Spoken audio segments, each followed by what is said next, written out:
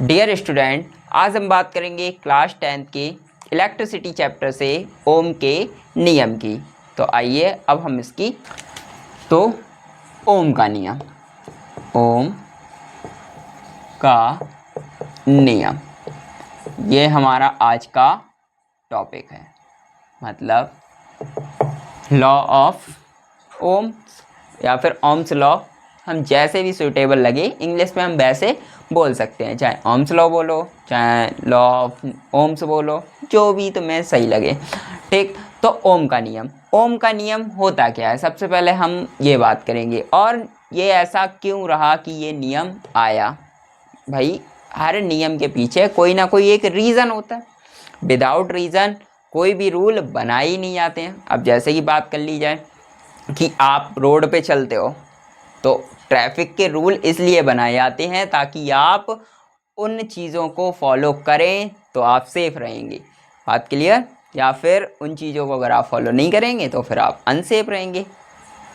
तो रूल इसलिए बनाए जाते हैं कि आप उन्हें अच्छे से क्या कर पाएँ, अच्छे से उन्हें फॉलो करें और अपना सही डिसीज़न लें।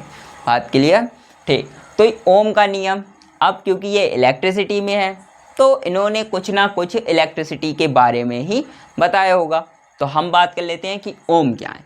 तो ओम एक साइंटिस्ट का नाम है। मतलब ये किनका नाम है? एक वैज्ञानिक थे, उनके नाम पर ही क्या रखा गया, इस लॉ का नाम रखा गया। अब ऐसा होता ही है कि जो भी उसका नियम बनाता है हम ज़्यादातर उसी के नाम पर उस नियम का नाम रख देते हैं। अब ऐसा इसलिए करते हैं ताकि जिसने उसको क्या किया, खोजा है, उन्हें भी अच्छा लगे कि हाँ हमने इसको खोजा तो हमारा नाम आ गया। ऐसा आपके साथ भी हो सकता है। अगर आप किसी चीज़ पर रिसर्च करोगे तो उसमें आपका नाम इंक्लूड हो जाएगा। बात क्लियर? तो ठीक है, तो ओम कौन थे? ओम एक वैज्ञानिक थे जिन्होंने एक नियम दिया। नियम इन्होंने क्या दिया, अब बात हम इनके नियम की कर लेते हैं। तो ओम के नियम के अनुसार, इनके नियम के अनुसार अगर बात की जाए तो क्या रहेगी, तो इन्होंने बोला हुआ है कि यदि किसी भी हम परिपथ में क्या करें, मतलब कोई भी हमारा सर्किट हो उसमें हम धारा प्रवाहित कर रहे हो, मतलब कि कोई भी हमारा परिपथ हो उसमें हम क्या करें, धारा प्रवाहित करें। क्या प्रवाहित करें? धारा प्रवाहित करें। तो वह धारा उसमें या फिर उन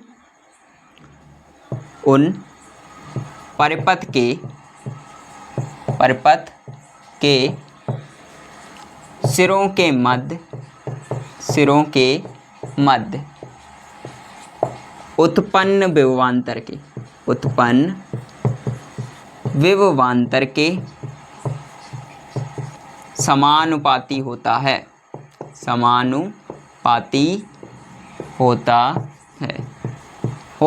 होती है, जैसे आपका सेंटेंस सुइटेबल लगे आप वैसे लिख सकते हो। अभी मैं इसको समझाऊंगा।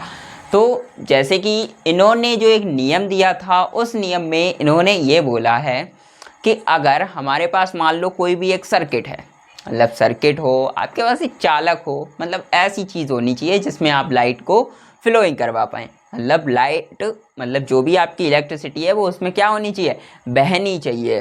बात क्लियर? अब बहना ऐसा भी नहीं कि पानी जैसा फ्लो होता, ऐसा कुछ नहीं। ठीक, मतलब उसमें लाइट जानी चाहिए। तो जब उसमें लाइट जाएगी तब आप आसानी से फाइंड कर पाएंगे कि क्या कहने का मीन्स है। तो मान लो हमारे पास कोई भी एक सर्किट है या कोई भी एक चालक है, हमने उसमें विद्युत धारा क्या की, प्रवाहित की। तो उस पूरे सर्किट में विद्युत धारा जाएगी कि नहीं जाएगी, मतलब हमने लाइट को फ्लो करवाया उस सर्किट में या उस चालक में तो वो पूरे सर्किट में गई। लेकिन हमारा जो भी एक सर्किट होगा उसका एंडिंग पॉइंट भी होगा और स्टार्टिंग पॉइंट भी होगा, मतलब स्टार्टिंग और एंडिंग दोनों पॉइंट होंगे हमारे पास। तो उन दोनों पॉइंटों के मध्य जो भी विभवांतर होगा, विभवांतर हम इससे पहले वाले वीडियो में पढ़ चुके हैं, विभवांतर और विभव हम दोनों चीज़ें पढ़ चुके हैं। तो जो उनके सिरों के मध्य उत्पन्न विभवांतर होगा वो उस पूरे सर्किट में बहने वाली जो भी हमारी धारा होगी वो उसके कैसा होगा, समानुपाती होगा। जैसा कि यहाँ पर लिखा हुआ भी है, परिपथ मतलब परिपथ होगा हमारा, उसमें जो भी धारा प्रवाहित करेंगे वह धारा परिपथ के सिरों के मध्य उत्पन्न विभवांतर के समानुपाती होगा। ये हमारा ओम्स का नियम कहलाता है। जैसे कि एक बार आप फिर से एक सिंपल सी लाइन में कि किसी भी परिपथ में प्रवाहित होने वाली धारा उन सिरों के मध्य उत्पन्न विभवांतर के समानुपाती होता है। बात क्लियर? ठीक, तो V प्रोपोर्शनल I होता है हमारा। ये होता है हमारा ओम का नियम। यहाँ पर जो B है आपका, अभी हम आपको बताएं कि B क्या है और I भी क्या है। अब क्योंकि ये प्रोपोर्शनल आया हुआ है, अब इस प्रोपोर्शनल साइन को हमें हटाना भी है। इसको हम प्रोपोर्शनल, समानुपाती, अनुक्रमानुपाती तीनों चीज़ें बोलते हैं। मतलब प्रोपोर्शनल इंग्लिश में, अनुक्रमानुपाती और समानुपाती हिंदी में रहता है। तो V इक्वल I R हो जाता है। ये इन फॉर्मूलों से आपका ज़्यादातर मतलब अगर बात की जाए तो आपने सुन रखे भी होंगे अपने किसी भी बड़े भाई बहन से, मतलब B इक्वल टू IR सुन रखा होगा क्योंकि ये ज़्यादा प्रचलित रहता है। तो V इक्वल IR में जो V होता है हमारा वो क्या होता है, तो V हमारा होता है विभव या फिर विभवांतर, क्योंकि हमने यहाँ पर विभवांतर ले रखा है तो हम विभवांतर की बात कर रहे हैं। I हमारी होती है धारा मतलब विद्युत धारा, और R जो हमारा होता है वो हो जाता है हमारा प्रतिरोध। अब ये R हमारा आया क्यों, अब हम इसकी चर्चा कर लेते हैं ना कि हमने प्रोपोर्शनली जो आया हुआ है उसकी जगह पे हम R लेके आए हैं, तो R का मीन्स क्या रहा, तो R हमारा होता है प्रतिरोध। अब ऐसा तो नहीं कि आपने कोई भी एक सर्किट में आपने मतलब किसी को भी कंप्लीटली जितना दे रखा है वो आपको रिटर्न भी उतना ही मिले, मतलब आपने सर्किट में जो भी इलेक्ट्रिसिटी दे रखी है वो वापस आपको उतनी मिले क्या, नहीं, या फिर आपने जितनी दे रखी है वो वहाँ तक भी उतनी पहुँचेगी कि नहीं पहुँचेगी, नहीं पहुँचेगी, तो वो धारा कुछ ना कुछ रुकती हुई जाती है। तो जो रुकती है धारा वो क्या होता है, हमारा प्रतिरोध होता है। या फिर जो भी हमारी इलेक्ट्रिसिटी का मान कम होता है वो किसकी वजह से कम होता है, प्रतिरोध की वजह से। तो हमने मान लो कि ये हमने एक कोई ऐसे करके बना लिया, ठीक, इसमें ये प्लस माइनस, ठीक, इस टाइप से। तो ये हमारी बैटरी हो गई, ठीक, ये इसमें लाइट जा रही है, तो लाइट हमें वापस भी उतनी ही मिलेगी क्या, नहीं मिलेगी ना। तो ये कंडीशन हमारी R बन गई, या क्योंकि हमें लाइट उतनी प्राप्त नहीं हो रही है। अब बात कर लेते हैं हम विभव की।